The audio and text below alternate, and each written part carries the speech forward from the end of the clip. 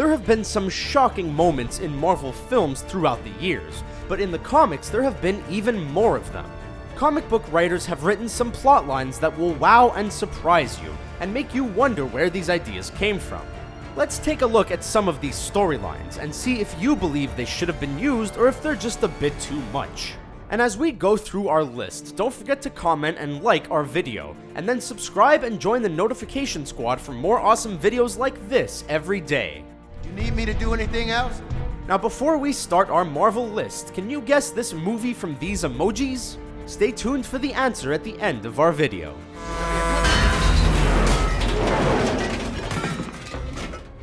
Tony Stark's drinking problem. Can you imagine Iron Man flying and bouncing off of buildings, not because he's in the middle of a battle, but because of a deeper and darker reason? Well, if they ever decide to use the storyline from Iron Man Demon in a Bottle, you may actually get to see this happen. In this story, Iron Man faces his most untouchable foe yet, with criminal industrialist Justin Hammer and his literal army of supervillains, but also his addiction to the bottle. The odds of seeing this now are slim since the first draft of Iron Man 3 actually tackled Stark's alcoholism, but Marvel felt it was too dark and had it written out. Also, the odds of another Iron Man film seem to get slimmer each year as we inch closer to Avengers: Infinity War. Hulk in space. One of Hulk's more famous plot lines is when he's sent into space, but even worse is that he's betrayed by his friends. After being unable to control himself and causing harm to those around him, his fellow Avengers deem him to be too dangerous and they exile him into the cosmos. That's why when Avengers: Age of Ultron was released, there was massive speculation about this plotline being used since we knew that Iron Man and Hulk kind of broke the city. In the MCU, it seems that Banner has controlled his inner beast. I'm always angry. And when Scarlett Johansson is around, somehow his blood pressure can be lowered even more. With Banner missing from Captain America: Civil War, we know he kept his desire of disappearing, but to our knowledge, no one shot him into space. He will be returning in Thor: Ragnarok, which will take him off the planet, but at least we'll know that it's not his friends who will shoot him off into space. I've had a lot of folks try to kill me over the years. I ain't about to be brought down by a tree and a talking raccoon. Kyln. When the Guardians of the Galaxy are arrested and placed in the prison Kyln, it doesn't seem as bad as it should be. In the comics, Kyln is a horrible place to be. They have an inmate death rate of 99.999%, so that means only 1 in 10,000 inmates survive. So when all 5 of the Guardians make it out alive, it seems very unlikely compared to the Kyln from the comics. What a bunch of a-holes. Not to mention the escape they improvised seems very unlikely too. How would Groot be able to take a battery off the wall without anyone looking at him? He is a giant tree after all. Maybe it's because Kyln isn't as tough as it was in the comics. And you know what? We're glad it isn't, or our favorite heroes would not be alive today. Bucky Barnes' death. The bromance between the Winter Soldier and Captain America is as strong as Batman and Robin's, but you know, without the tights. During the 1940s, comics wanted to teach kids the importance of friendship and camaraderie. This had to do with World War II, and the alliances the US was making to defend against the Axis. This is why Bucky Barnes fought alongside Steve Rogers, but as with all comic book relationships, they must come to an end. Barnes and Rogers tried to catch a plane, but Rogers was too slow. Barnes does get to the plane, but it was rigged with explosives, and he sacrifices his life for America. That was the theme of storytelling during the 1940s, self-sacrifice. Maybe that's why he's still around today, as that universal theme isn't quite as prevalent nowadays. Oh, come on! The Civil War starts. The inciting incident that starts Captain America's Civil War is when Scarlet Witch turns Crossbones into a human bomb and sends him flying into a building with civilians. This causes the government registration and the breakup of the Avengers team, but in the comics, the inciting incident was much more brutal. There's a lesser-known group of heroes called the New Warriors, who attempt to take down a powerful villain named Nitro.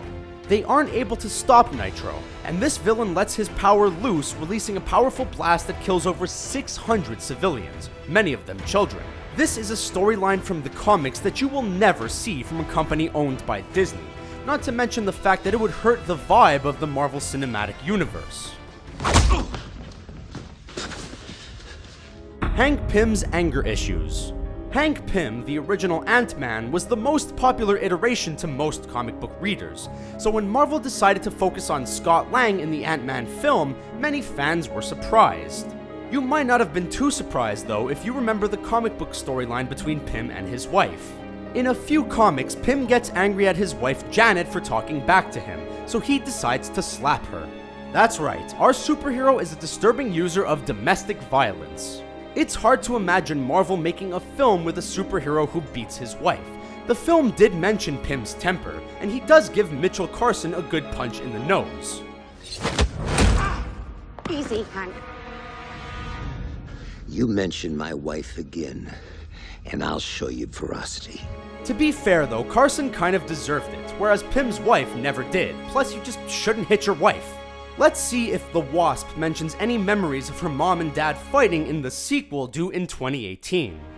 Bullseye's death. The 2003 film Daredevil starring Ben Affleck and Jennifer Garner was crucified by critics and fans alike, but you have to appreciate the filmmakers trying to stick to the comics. Everyone's favorite alias agent Jennifer Garner played Daredevil's love interest Elektra Nachos. Once she's killed by the merciless assassin Bullseye, Daredevil proceeds to avenge her death by fighting with Bullseye in a church.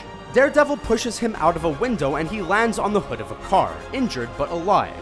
In the comics, Daredevil intentionally lets Bullseye go and he falls to his death. Bullseye. We guess that there was no car in the comic book to break his fall, and keep him around for a sequel that will never be made.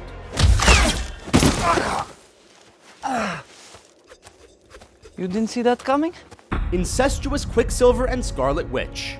In the comics, Quicksilver and Scarlet Witch are a lot closer than any other brother and sister we know about, aside from maybe the Lannisters. There was one storyline where the two actually became romantically involved together. Now obviously you can see why this storyline was left out of the film, but the actors who played Quicksilver and Scarlet Witch knew about this backstory and wanted to pay homage to it. That's why they're always close to one another and in some way touching each other. Do you think the comic book writers went too far with this storyline, or do you know of a worse storyline Marvel has written about? Thor's memory. After Thor breaks the truce with the Frost Giants, the All-Father himself, Odin, banishes the god of thunder down to Earth for his arrogance. All of this happens in the comics, but there was a little more to Odin's punishment. One might even say that he took it a little too far. In the comics, Odin washes away the memory of Thor completely, and makes Thor believe he's a man named Donald Blake. He has no memory of his home planet whatsoever and has never even heard of the name Thor. So the next time you're grounded by your parents, remember that they aren't as bad as Odin, because this guy clearly has anger issues. Thor's new identity was not just used in one issue, but was a staple for the Thor mythology for the first few years, so it's surprising not to see it in the film. Maybe Marvel didn't want to introduce this because it would have been too confusing for Natalie Portman to remember his name. I believe this is yours, Captain America. Captain America's death. Every corner you turn while watching MCU films shows you how Marvel superheroes are safe from death. One character who died in the comics has been speculated to die numerous times by fans, but with every film he continues to live. This is, of course, Captain America. It was speculated that Steve Rogers was going to die in Civil War and that Bucky Barnes was going to take over for him. That's why seeing him holding the Captain's shield was so appropriate. Well, Rogers and every other Avenger, not counting Quicksilver, are still around, and they will continue to be until contracts run out. In the comics, Captain America was killed by a sniper attack at the end of his comic, and it was met with surprise from readers. Who would you like to pick up the shield once Chris Evans' contract is up? Do you want it to be Bucky or do you want it to be someone else? How about Falcon? He seems pretty cool, right? Wow, talk about some shocking plot points missing in Marvel's films. Which ones shocked you the most? Thor's memory or Bucky's death? Or maybe it was Quicksilver and Scarlet Witch being a little too close for comfort. Here's the answer to the movie emoji. Did you get the right answer? Let us know in the comments section below. Make sure to check out our other videos, and don't forget to subscribe and join our notification squad. Thanks for watching.